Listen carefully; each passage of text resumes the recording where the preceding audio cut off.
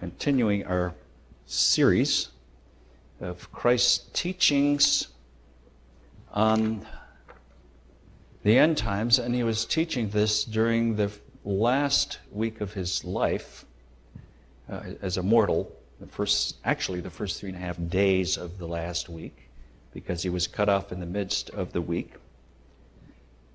And in our last episode, we were on the Mount of Olives, where Christ was being interviewed by 4 of his disciples, Peter, James, and John, and Andrew. So there were 4 disciples that were in on this discussion, this interview. And Jesus had made a statement concerning the temple that they had previously pointed out to him, the greatness of this temple, and that it was going to be destroyed. And Jesus had made a statement that this temple was going to come down. And the disciples wanted to know when. And so Jesus foretells a number of precursory signs and events leading up to this fulfillment. And as we pointed out, many of these signs are double advent. I mean, as you study the signs leading up to the destruction of the temple in 70 AD, it's as though, hey, this looks like it's applicable to our generation. And it is. They're double advent. We see the false prophets, false Christ, natural cataclysms, famine and pestilence, and things that are mentioned that really took place in the first century, as we pointed out before, but they're things that will repeat again in the last day church, only with far greater intensity. So they're double advent. Now, Luke's version gives a better version of the fall of Jerusalem in 70 AD. And we covered that already. In the last session, we focused on deception. Jesus warned of many deceivers coming and many being taken in by them. And so we spent a little time in giving the keys to be preserved from that deception. And also in Matthew 24, this is Mount of Olives, we considered the revival that is going to precede this great trial that comes at the end, the Great Tribulation. In Matthew 24 and verse 14 and 15, before the revelation of the Antichrist, there is coming great revival. And just reading from Matthew 24, 14 and 15, Jesus said, "And this gospel of the kingdom shall be preached in all the world for a witness unto all nations, and then shall the end come." And stats tell us that there are about 6 to 7 billion people on the face of the earth. 1/3 of the earth has never really heard the gospel, and even those who have received the gospel have got a very diluted version, a very distorted version of it.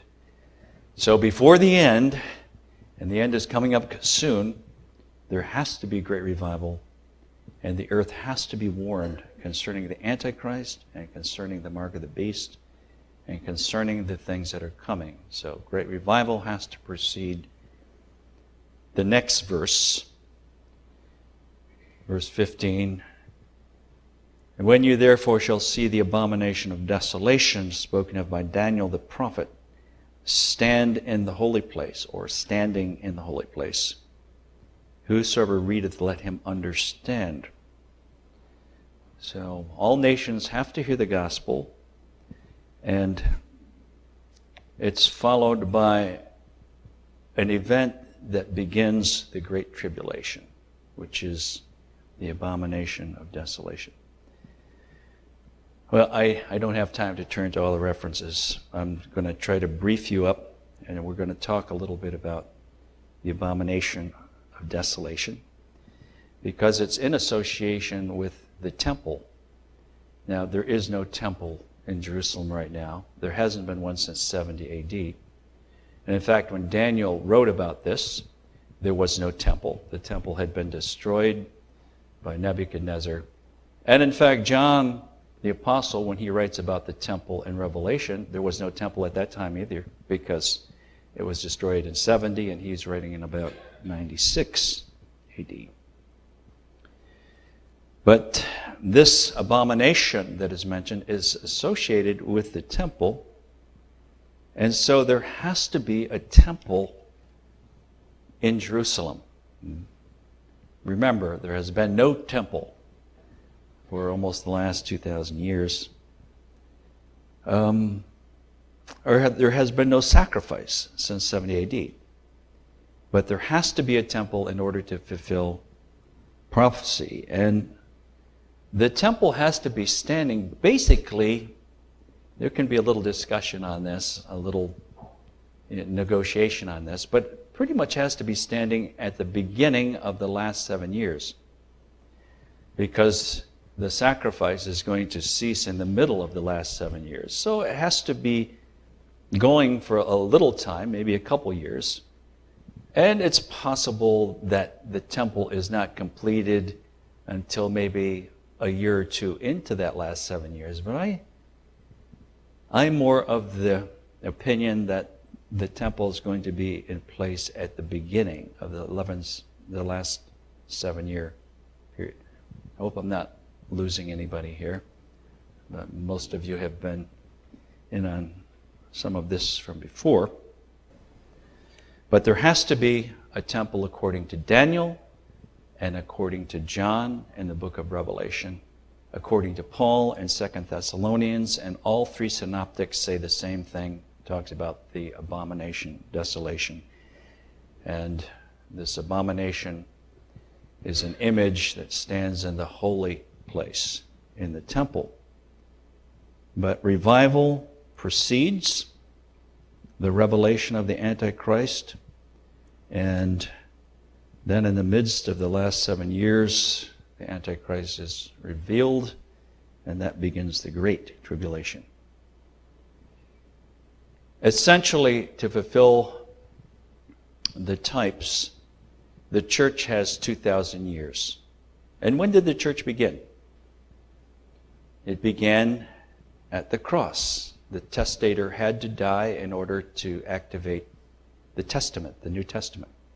So that was 30 AD. The New Testament began 30 AD. And basically there's 2,000 years given to the New Testament. So what does that leave us left? 15 years, right? So there has to be a lot that materializes within the next 15 years. And pretty much we're going to have to see that temple starting to come into place within the next 7 years at some point in time. I mean, we're running out of time. If these types hold true, and we believe they do, 6,000 years given to man, 1,000-year millennium, 1,000-year reign of Christ. That's the seventh day. Or looking at it from the tabernacle scenario, you have 1,500 years given to the Old Testament. That's the measure in the outer court. The measure in the holy place is 2,000 years given to the church age. And then beyond the veil, the measure is 1,000, 10 by 10 by 10. And that's the millennium. So if those types hold true, and there are many other types as well, then we're coming to the end of a dispensation. That was one of the questions that the disciples were asking Christ. Anyway. So the abomination, when ye therefore shall see the abomination of desolation spoken of by Daniel the prophet stand in the holy place, whoso readeth, let him understand. So what is this abomination of desolation all about? Well, the Jews fully understood this term because there was an event that took place in the 2nd century BC that was dubbed by the Jews the abomination of desolation. So it was a term that they were familiar with. And it goes back to, I hate to get into all of this, but it goes back to the 4 generals that Alexander kind of left the empire to, these 4 generals. One of them had the the area to the north of Jerusalem, north of Israel and Syria. He came from the Seleucian Empire. One of the generals was Seleucus. One of his offspring was Antiochus IV, and he was battling with a king in Egypt, one of the Ptolemy kings. And these two were fighting, north and the south, and Israel is caught right in the middle. And anyway, in one of his rages, this Antiochus IV, he comes back and he subjugates Palestine, and he tries to Hellenize Palestine. You know what that term means. Tries to impose Greek custom and Greek language and everything on them. And then he tried to put the image of Zeus in the holy place of the temple. And of course, the Jews rose up against that, and he put this image of Zeus in the temple and then offered swine's blood. And that began a great persecution against the Jews, because the Jews weren't going to stand for this. And so that term abomination of desolation goes back to that event in 167, 2nd century BC. So there was a terrible persecution against the Jews at the time. So they understood this term, abomination of desolation. They understood what happened here. Actually, I was in Greece several times, but I happened to be in Athens, and we went by this huge temple to Zeus. I didn't go in, but you could see his image from the outside. But this is what this Antiochus IV did. He put the image of Zeus in the holy place of the temple, and that began a great persecution. But Jesus is talking about something that's coming, when you shall therefore see. This didn't take place in 70 AD. I mean,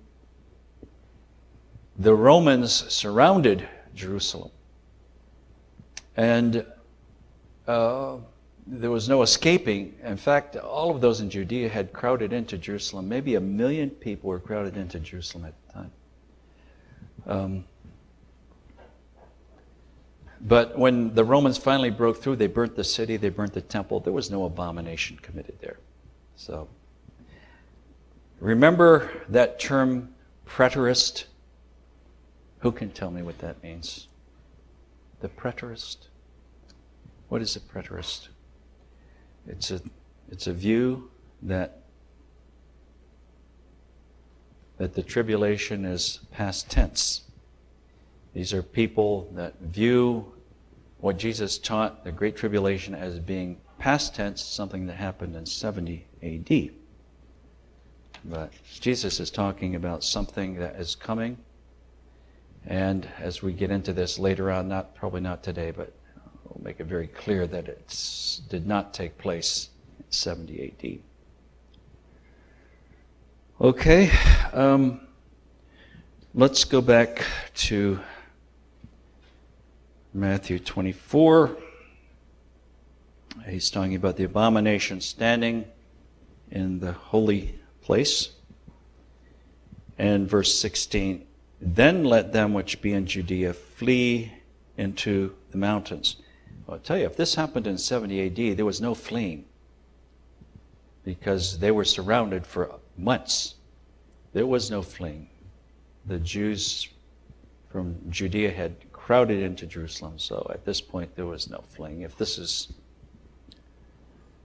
was supposed to take place in 70. But it's talking about something that's future. Verse 17, let him which is on the housetop not come down to take anything out of his house. Neither let him which is in the field return back to take his clothes. And woe unto them that are with child, and to them that give suck in those days. But pray ye that your flight be not in the winter, neither on the Sabbath day. For then there shall be great tribulation, such as was not since the beginning of the world to this time, no, nor ever shall be. This is an event that closes out the age. Now, again, there was no abomination that took place in 70 AD. And as we said, all of those in Judea had crowded into Jerusalem, and some estimates are close to 1 million people that had crowded into this city, and they were surrounded. And when it finally fell, there was no fleeing any place. There was a great slaughter, and many of the Jews were taken captives and made slaves, and many of them were taken to Egypt as slaves.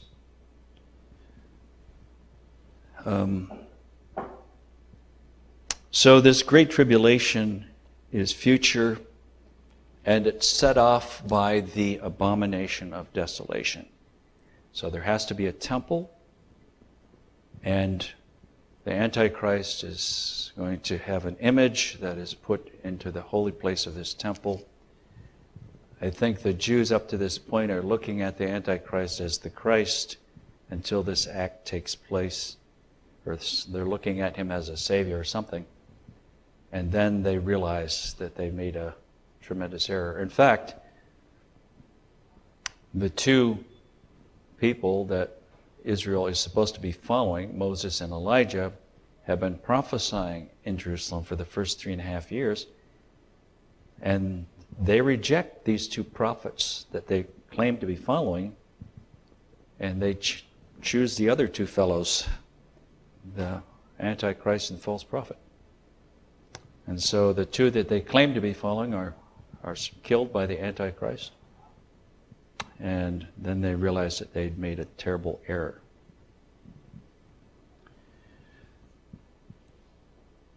So this coming beast is going to put his image in the temple. Let's look at a few verses here. Let's look into Revelation for a minute. Revelation 13, 14 through 15. And here's the false prophet. He wants to make an image to the beast. We call him the beast, but Antichrist. Verse 13, 14. It says, this false prophet deceives them that dwell on the earth by the means of those miracles which he had power to do in the sight of the beast, saying to them that dwell on the earth that they should make an image to the beast, which had the wound by a sword and did live. And he had power to give life unto the image of the beast. Now, Hollywood can do this very well, make images speak and talk and do whatever. But this false prophet has power to cause this image to speak and to talk. And that as many as would not worship the image of the beast should be killed. So they are going to make an image to this beast, Antichrist. And they're going to put this image where? In the holy place. When you see it stand in the holy place, or standing in the holy place, it's got to go into the temple. Daniel also said this. I could give you a few more verses here.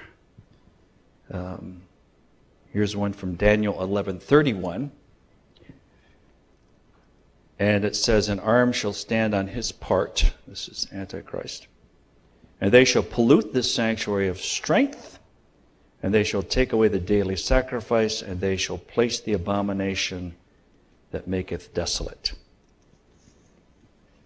Here's another one in Daniel 12:10. It says, many shall be purified and made white and tried, but the wicked shall do wickedly, and none of the wicked shall understand, but the wise shall understand. And from the time that the daily sacrifice shall be taken away, and the abomination that maketh desolate set up, there shall be 1,290 days. So this image is set up for 1,290 days. Look at that in another lesson. 1290, we have to consider a few dates. So this image sets in the temple for 1,290 days, which is 3.5 years.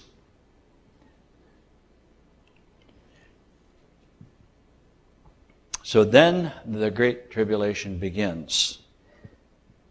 Middle of the last 7 years, the Antichrist causes the sacrifice to cease and puts his image in the holy place. And even though this Great Tribulation centers around Jerusalem and the areas and the regions about, the greatest persecution, it affects the whole world because somehow economy figures into the scope of things here. I don't know exactly how that's going to work, but it's going to affect the whole earth. It's not only a persecution against the Jews, but we see that many Christians are going to suffer during that time, and they are here. They are those who have the testimony of Christ. They keep His commandments. And I want to consider this image for a minute, because this image portrays a man who lived prior to John. Now, in Revelation 17:8,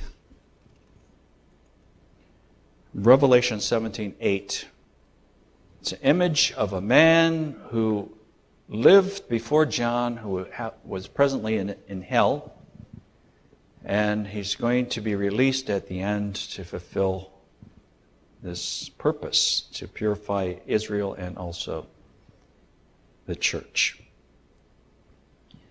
Revelation 17:8, the Lord is saying to John, "The beast that thou sawest was and is not." He was before John. "And shall ascend out of the bottomless pit and go into perdition." So he's somebody who comes back from hell, and then he goes back. In the end, he's sent back to hell forever. But he has a purpose to fulfill. "And they that dwell on the earth shall wonder, whose names were not written in the book of life," which tells you there are Christians on the earth. The whole world is wondering after this beast that was, and yet God's people are not wondering, whose names are written in the book of life from the foundation of the world, when they behold the beast that was and is not and yet is. We should be in the know, right? It's not going to come as a shock to us when this happens, because we know that it's going to happen and we know who it is.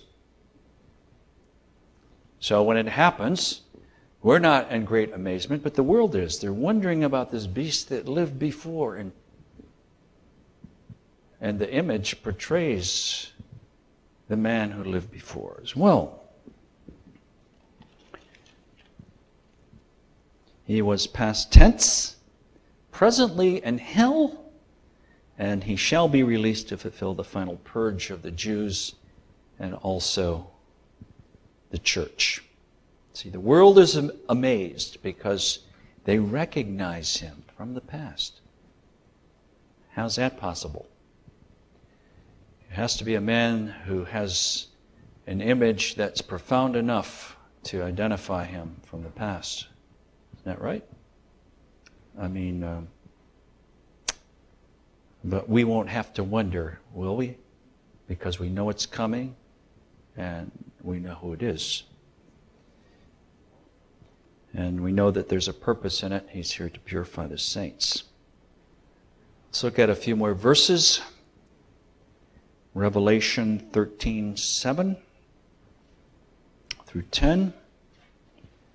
It says, "And it was given unto him to make war with saints." Saints are not in heaven, they're here. "And to overcome them, and power was given him over all kindreds and tongues and nations."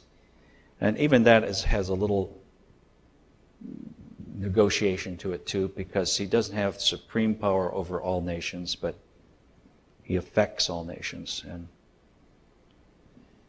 "And all that dwell upon the earth shall worship him, whose names are not written in the book of life." So there are many Christians on earth whose names are not written in the book of life of the Lamb slain from the foundation of the world. "If any man have an ear, let him hear. He that leadeth into captivity shall go into captivity. He that killeth with the sword must be killed with the sword. Here is the patience and faith of the saints." Saints are here. Are they not? They're here. It's a trying time for the church and for Israel. Also, we're in Revelation. Just to take this a step further, it's talking about those who accept the mark of the beast and how that they're assigned to hell forever. Those who take that mark, they're doomed. There's no coming back from that. In Revelation 14:11, this is why the world has to be warned. There's an angelic power that's going through the earth, which is a metaphor. It's going to be a message that's going to be preached. The world has to be warned not to take this mark, because you're sealing your doom. Anybody who takes that mark is sealed his fate. Revelation 14:11, and the smoke of their torment ascendeth up forever and ever, and they have no rest day nor night, who worship the beast and his image, and whosoever receiveth the mark of his image. And that's another thing, that is a plague of our generation, is this, all the markings that people are taking on their flesh. I'll tell you what, people, you have all kinds of insignias that people are putting on, and it's just another insignia to some people. They might not realize how damaging the whole thing would be. I mean, if I ever got that on my arm, even if it was an accident, I'd chop my arm off before I'd want to answer for that. It goes on, here's the patience of the saints. Here are they that keep the commandments of God and the faith of Jesus. Are the saints here or not? They certainly are here. And we'll see this even in further studies as well. So the world is amazed because I recognize him from the past. We know that he has a purpose to be here. Daniel said, many shall be purified and made white. Now, in Revelation 17:10, we're almost through here. Revelation 17:10 and 11. I want to consider this man from the past for a second. It says, Revelation 17:10, there are 7 kings, 5 are fallen, and 1 is. The other is not yet come, and when he cometh, he must continue a short space. And the beast that was and is not, even he is the 8th, and is of the 7, and goeth into perdition, into hell. Okay, there are 7 kings, 5 have already fallen. Now, this can translate kingdoms. So, we're looking at 5 kingdoms that have already fallen, and 1 is, what kingdom was presently reigning at the time of John? Rome. 1 is Rome. So if we go back to the preceding 5 kingdoms, he had to come out of one of these 5. He had to either come out of Egypt, or Syria, or Babylon, or Persia, or Greece, right? There's 5 kingdoms. Now, let me just ask you a little question here. If you saw an image from one of the kings from Egypt, would you identify it? Oh, that's King Tut, that's Pharaoh Necho, or that's one of the kings that you can't even pronounce from Egypt. Would you identify some king from Egypt if you saw his image? No, you wouldn't. How about the next kingdom? How about Assyria? Would you recognize Sennacherib or Ashurbanipal or Sargon or one of those characters from Assyria and say, oh, that looks just like King Sargon. I doubt it. Or Babylon. You wouldn't recognize any of these guys. Nebuchadnezzar or Nebuchadnezzar or any of those, Rabshakeh or any of those kings from Babylon. You wouldn't recognize any of them. Say, oh, that looks just like. Or Persia. You say, oh, that looks like Artaxerxes or Xerxes or Cyrus. Or you wouldn't recognize any of them, would you? How about Greece? Well, I've been to Greece, and I've been there enough times to see images of the man who fits the description. And there's almost a competition in Greece to claim this man, and they all are wanting, his image as some kind of a status symbol for their city. The Macedonians want to claim him, and those in the south. And we're talking about Alexander the Great, right? Who's an undefeated general. Who can make war with the beast? He was never defeated. But this beast is one of the first 5 kingdoms. He comes from one of the first kingdoms. And he's the 8th king, and he's of the 7. It says, and another is coming for a short space, another kingdom, and it's comprised of 10 kingdoms that are aligned with Rome at the end. And the one who's the 8th is of the 7th because he's going to dominate that last kingdom, that federation of the last 10 kings. So, we know who it's going to be, don't we? And it's going to be Alexander. The beast that was, he's the 8th and is of the 7. So what do we know about him? He was undefeated. He had this God complex. He wanted worship more than anything else. And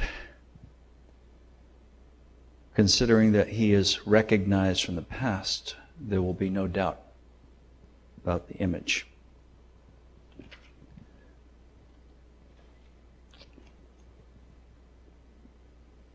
So it's going to be this man who defiles the temple and puts an image of himself in the holy place. And when you see this image standing in the holy place where it ought not, that is when the great tribulation begins. It's for 42 months or 3.5 years.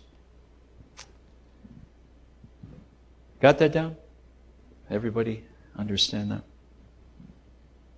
So it begins the greatest trial of all times. And in verse 16, Matthew 24:16, this is our final verse here.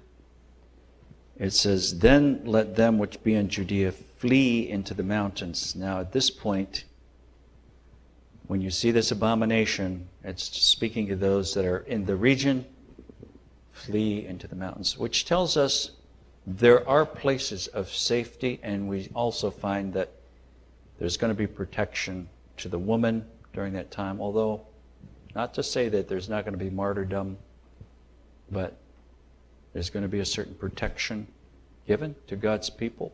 Those who have taken heed to the message.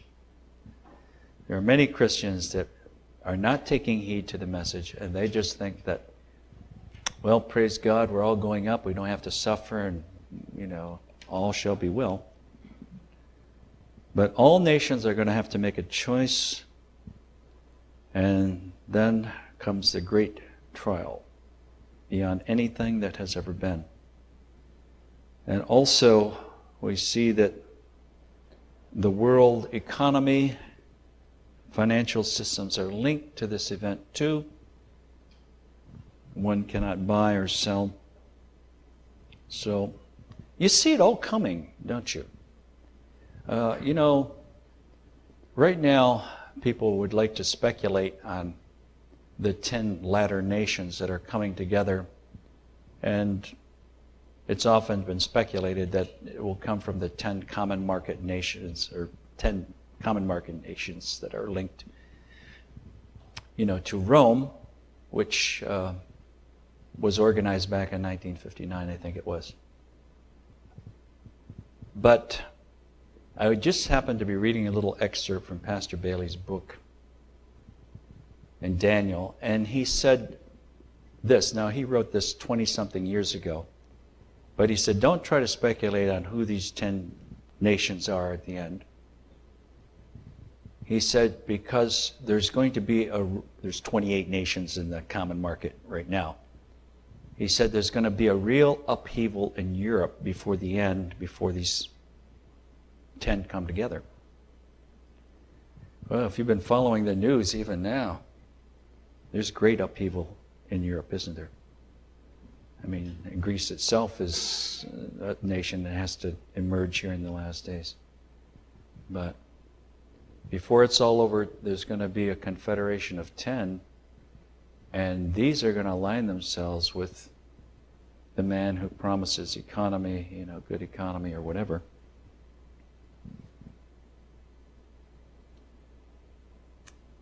But somehow it's all linked to the financial system, and I think it was George Bush Sr. who said some years ago that the economy of the world is like a house of cards. Remember him saying that? If you take out one card, the whole house collapses. And that's how all the nations are linked together today. All of our economy is so linked that if one person goes down, it's affecting everybody. So I wouldn't be surprised, but they have a world currency before it's all over. But that's all speculation. Anyway, we know who holds the future, don't we? God has everything in control. And He's only given this evil man 42 months. So we know his days are numbered. We know the end of Satan. He has his days numbered too. His days are going to be up at the end of this age, and then he's sentenced to hell for 1,000 years. And then he has another little task to perform at the end of the millennium, but then he spends eternity in the lake of fire. So, he that sits in the heavens shall laugh. He has everything in control. But God wants us to be aware of our times. There has to be a temple. And this man of sin he has a purpose to bring the final purge to Israel, and also at the same time there's a deception that comes throughout the earth to test the saints too. So there's a great trial such as never has been, not only in that respect, but after the abomination, there are also physical judgments that hit the earth too. Natural cataclysms that come during that time. So we're coming into the times where we have to live by the faith of the Son of God. Amen? And as we heard this morning, we want to be in that secret place of the Most High. We want to be in that and underneath the covering wings, because it's not good enough to live in the outer court during these times. There's no covering there. We want to come into the holiest of all.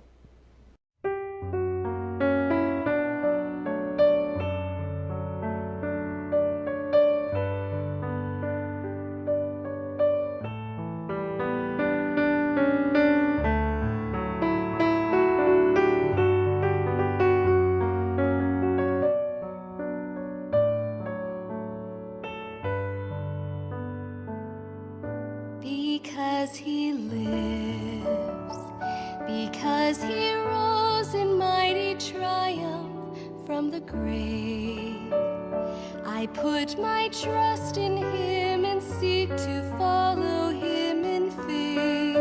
Because He lives, because He lives, I shall find strength to stand against the tempter's power.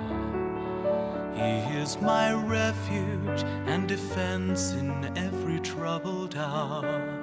Because He lives, because Because he lives. Because he lives, I can bear whatever burden may be mine. I am encircled in the arms of love divine. Because he lives. Because he lives. Because he lives, he will banish every shadow of my pain. Every sorrow will be swallowed